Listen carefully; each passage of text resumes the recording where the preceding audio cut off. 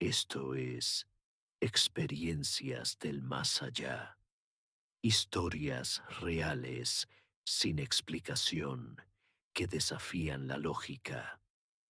Bienvenidos. La niña de la Plaza Solidaridad. Bienvenidos. Dicen que en Sabinas, Coahuila, hay una plaza donde los niños ya no juegan después del anochecer. Una plaza tranquila a simple vista, con columpios, bancas y árboles que guardan secretos. Pero cuando cae la noche, ese lugar se llena de murmullos y de historias que pocos se atreven a repetir. Muchos no lo saben, pero antes de ser plaza, ese terreno fue un cuartel militar. Dicen los más viejos que ahí se alojaban familias de soldados y que en una de esas viviendas vivía una niña llamada Daniela, de apenas 8 años. Una tarde, Daniela salió con su madre a la tienda. Se adelantó jugando entre los árboles de la plaza y nunca regresó. La buscaron por todas partes, en los baldíos, hasta casa por casa, pero no quedó rastro. Solo encontraron su muñeca tirada frente a una banca de hierro oxidado. Con el tiempo, el cuartel fue abandonado y se construyó la plaza. Pero desde entonces, los vecinos aseguran que el espíritu de aquella niña nunca se fue. Hay quienes dicen que, justo a medianoche, el columpio se mueve solo, como si alguien invisible siguiera jugando ahí. Otros afirman haber visto a una niña vestida de blanco, con una muñeca en brazos, meciéndose suavemente bajo el farol que nunca se apaga. A veces canta, a veces ríe, pero si alguien se atreve a acercarse, desaparece frente a sus ojos. Una vecina, doña Teresa, cuenta que una madrugada la vio parada bajo el farol, inmóvil, mirándola fijamente. ¿Me ayudas a buscar a mi mamá?, le susurró la niña. Doña Teresa gritó del susto y cerró la ventana. Cuando se atrevió a mirar de nuevo, la niña ya no estaba. Solo el columpio seguía moviéndose, lentamente, sin que soplara el viento. Varios vecinos confirman que el columpio nunca deja de moverse después de las 12. Nadie sabe si Daniela realmente vivió en aquel viejo cuartel, o si su espíritu quedó atrapado ahí después de desaparecer. Pero todos coinciden en algo. La plaza tiene algo, algo que no pertenece a este mundo. Así que, si alguna vez pasas por la Plaza Solidaridad y ves un columpio moviéndose solo, no te detengas, porque quizá no estás tan solo como crees. La presencia en el espejo, testimonio de doña Hilda desde Ensenada. Una historia que, según sus palabras, no es corta, pero sí muy importante contar. Hilda trabaja como guardia de seguridad en un sanatorio. Una noche, mientras hacía su turno habitual, ocurrió algo que jamás olvidaría. Días antes, un paciente muy grave había sido internado. La esposa del hombre le había comentado que su marido, en su agonía, le pedía que le quitara la muerte de encima, que lo abrazara, que no la dejara acercarse. La mujer rezaba el rosario, tratando de calmarlo, pero había algo que el rezo no lograba alejar. 2 noches después, Hilda hacía su turno de madrugada. La recepción, llena de espejos, reflejaba la penumbra del lugar. Eran cerca de las 5 de la mañana cuando lo sintió. Una presencia salía desde el interior del sanatorio. No vio nada, solo lo sintió. Una energía densa, poderosa, que se acercaba lentamente hasta quedar justo detrás de ella.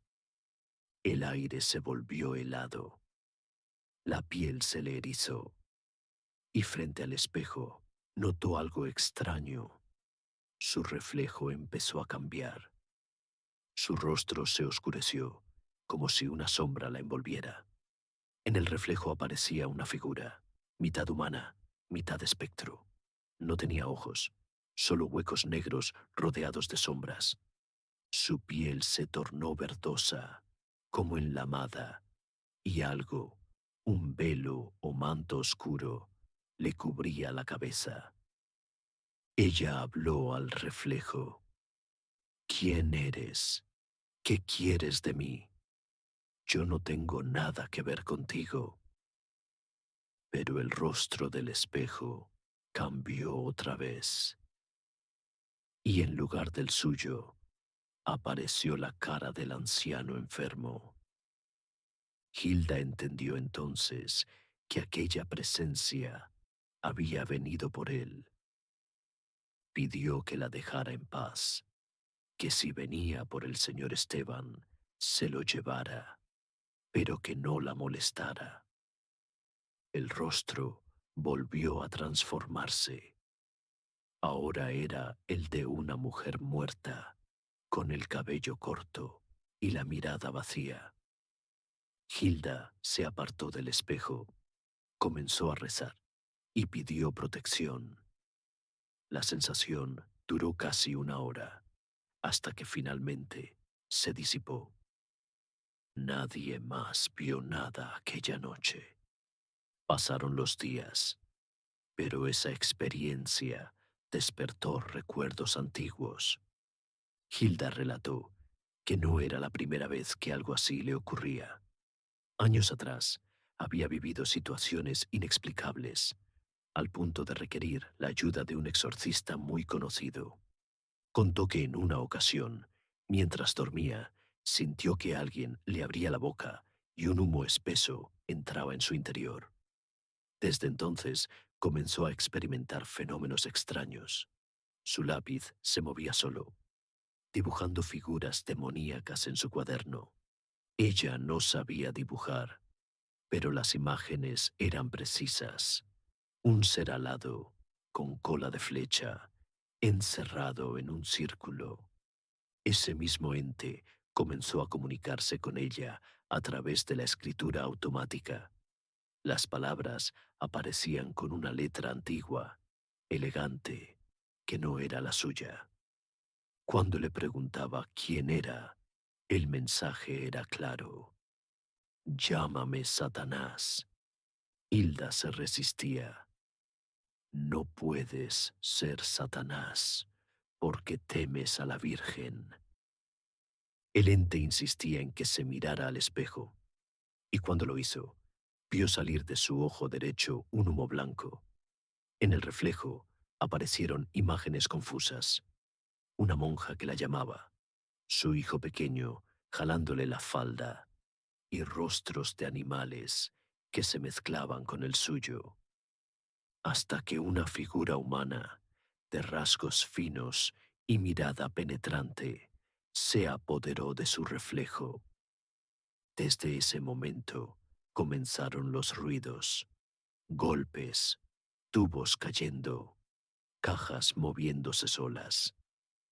Soy yo, le decía aquella voz invisible.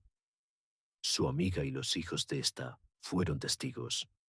Vieron cómo el lápiz se movía solo, cómo los papeles mostraban palabras que Hilda no recordaba haber escrito. Desesperadas, acudieron a un brujo. Este, al ver los dibujos, reconoció la entidad y le dijo: Este demonio puede tomar forma de hombre o de mujer. No estás poseída, pero te está tentando. Quiere ver hasta dónde puedes resistir. El brujo le advirtió: la monja que ves quiere a tu hijo. No la escuches. Durante el ritual, el suelo se empapó bajo sus pies. En una de las huellas quedó la marca de un pie humano, pero la otra era la de una bestia. Tiempo después, el padre de la iglesia confirmó que no era su imaginación, que había sido puesta a prueba y que una fuerza superior la había protegido. Le entregó una cruz especial y agua bendita, indicándole que cuando sintiera la necesidad de mirarse al espejo, bebiera un sorbo y rezara. Hilda lo hizo. Con el tiempo, las visiones cesaron, aunque nunca desapareció del todo su sensibilidad. Dice que puede sentir cuando hay algo malo o bueno en los lugares donde trabaja. Pero lo más aterrador llegó después.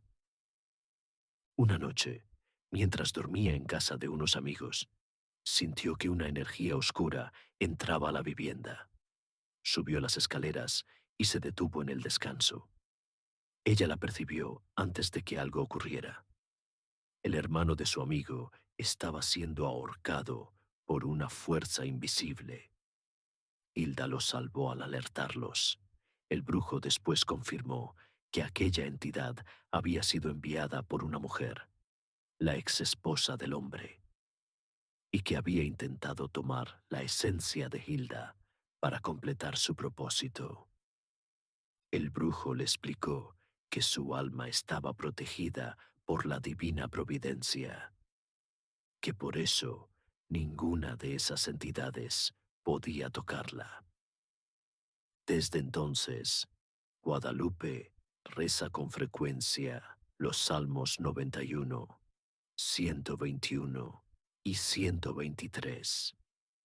Dice que su fe en Dios la mantiene firme, aunque su don o su maldición continúa. Puede sentir las presencias, oler el cambio en el aire. Desde aquella noche, Hilda aprendió a vivir con su don o con su carga.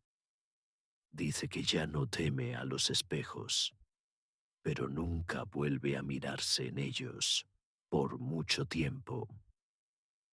Cada vez que entra al sanatorio y apaga las luces, siente ese mismo escalofrío recorrerle la espalda, como si alguien la observara desde el reflejo. A veces, los doctores y enfermeras aseguran oler flores cuando un paciente está a punto de morir. Ella lo sabe. Es la misma presencia que una vez la visitó, la que buscaba un alma para llevarse. Hilda reza en silencio, toma su agua bendita y repite su oración favorita. El que habita al abrigo del Altísimo morará bajo la sombra del Omnipotente. Y mientras susurra esas palabras, el espejo del sanatorio devuelve su reflejo. Pero, solo por un instante, una sombra parece moverse detrás de ella, una sombra que sonríe. La historia comienza ahora, en el norte de México, en los pueblos donde la noche guarda secretos. Se habla de una presencia oscura, un presagio. La llaman la mariposa negra. Dicen que, cuando entra en una casa, no lo hace por casualidad. Es un anuncio, una advertencia que nadie puede ignorar. Esta historia le ocurrió a María Hernández, una mujer que vivía sola en una casona antigua, heredada de sus abuelos. Muros húmedos, maderas viejas que crujían con el viento y un silencio tan pesado que parecía respirar con ella. Era una noche calurosa de agosto. Cerca de las 11, María abrió la ventana para dejar entrar algo de aire. De pronto, escuchó un aleteo extraño. Al mirar de cerca, la vio. Una mariposa de alas negras, enormes, golpeaba contra el vidrio como si quisiera entrar. El corazón se le detuvo. Recordó las palabras de su abuela: nunca dejes que una mariposa negra entre en tu casa, porque alguien cercano a ti morirá esa misma noche. Con nervios, cerró la ventana, tratando de convencer a su mente de que solo eran supersticiones. Pero, alrededor de las 2 de la mañana, despertó con un sobresalto. El ruido estaba dentro de la habitación, un zumbido oscuro, el roce de unas alas, muy cerca de su cama. Encendió la lámpara de petróleo y allí estaba, revoloteando sobre ella, como si vigilara cada uno de sus movimientos. María trató de espantarla, pero el insecto voló hasta la puerta y se posó sobre el crucifijo colgado en la pared. Sus alas negras cubrieron por completo la cruz. En ese instante, el teléfono sonó. Con la voz temblorosa, María contestó. Era su hermana, llorando desconsolada. Mamá, mamá acaba de fallecer en el hospital. El auricular cayó al suelo. Cuando volteó hacia la puerta, la mariposa había desaparecido. Pero no era el final. Días después, en el velorio, una vecina se le acercó y le susurró al oído: la mariposa negra nunca viene sola, siempre regresa por alguien más de la familia. Y así fue. Una semana después, su hermano menor falleció en un accidente de carretera. Esa noche, al volver a casa, María escuchó de nuevo el aleteo, el mismo sonido lento y siniestro, recorriendo el pasillo. Al asomarse, la vio otra vez, posada en el crucifijo, esperando. Desde entonces, nadie volvió a habitar esa casa. Hoy permanece vacía, y los que se atreven a pasar cerca aseguran ver, detrás de una ventana, la sombra de una mariposa golpeando el vidrio una y otra vez. Dicen que no es un insecto común, es el espíritu de quienes murieron en pecado. Así que, si alguna noche, en medio del silencio, escuchas un aleteo extraño muy cerca de ti, no lo ignores. Tal vez sea el aviso, tal vez la mariposa negra. Un seguidor nos envió su experiencia, una vivencia que asegura jamás podrá olvidar. Él cuenta que, siendo joven, se interesó en libros de ocultismo. Uno de ellos llevaba por título El hijo del pueblo oculto. Al leerlo, comenzó a seguir las instrucciones que ahí venían. Un cuarto en soledad, una vela, un pergamino, Un ritual a medianoche. El libro prometía riquezas y él, desesperado por dinero, decidió hacerlo. Pero lo que parecía un simple experimento se convirtió en una pesadilla. A las 12 en punto, encendió las velas, colocó el pergamino y comenzó a repetir palabras extrañas, palabras que ni siquiera entendía. De pronto, una tormenta brutal cayó sobre la ciudad. El viento azotaba puertas y ventanas.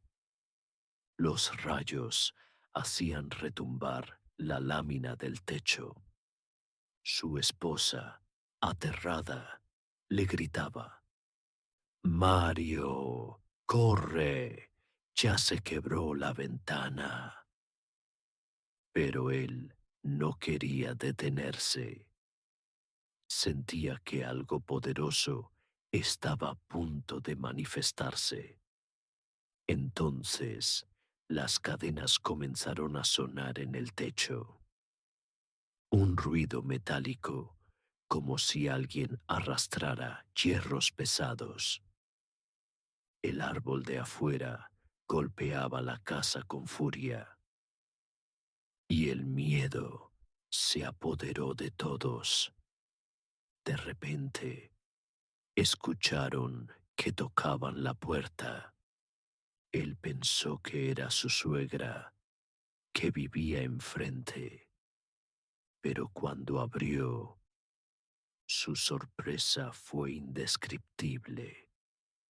Ahí estaba un enorme perro negro, con la mirada fija en él.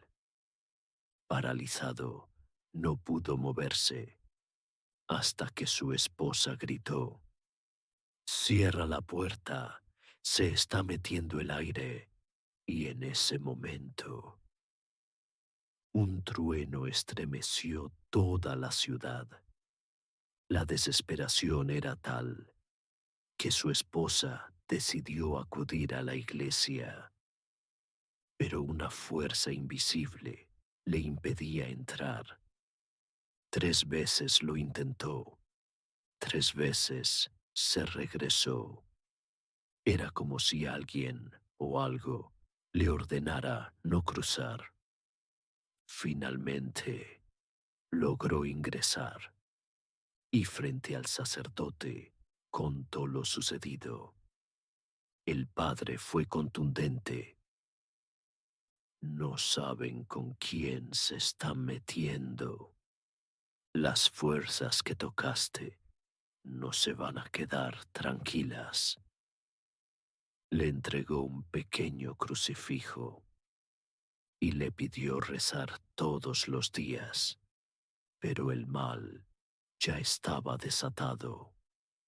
Un mes después, su padre enfermó gravemente y murió. Al regresar del entierro, ocurrió otra desgracia. Una olla de frijoles hirviendo cayó sobre la cabeza de su hijo pequeño. El dolor era insoportable, y como si no fuera suficiente, lo corrieron de su trabajo. Él lo entendió demasiado tarde. Eso me pasó porque abrí puertas prohibidas. Hay muchos jóvenes que creen que es fácil jugar con esas cosas, pero no saben con quién se meten, ni el precio que tendrán que pagar. Dicen que hay casas que guardan sonidos, ecos de lo que fue, y otras que imitan la vida para ocultar lo que habita detrás de sus paredes. Yo viví algo que aún no puedo explicar. Fue cuando rentamos una casa vieja en una colonia antigua de Sabinas, Coahuila.